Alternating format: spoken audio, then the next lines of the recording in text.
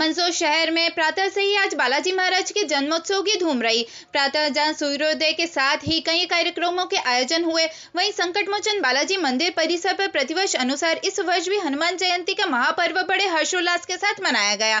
इस वर्ष हनुमान जन्मोत्सव पर प्रातः 5 बजे प्रभात फेरी निकाली गई, जो जनता कॉलोनी में घूमकर पुनः बालाजी मंदिर पर पहुंची। उसके बाद प्रातः 6 बजे सूर्योदय के साथ ही महाआरती का आयोजन किया गया।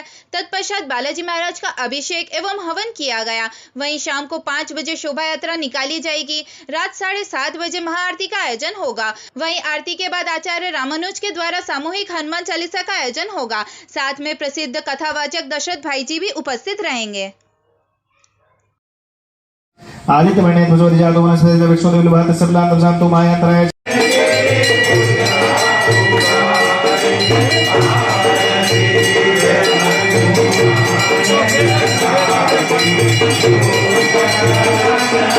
Thank you.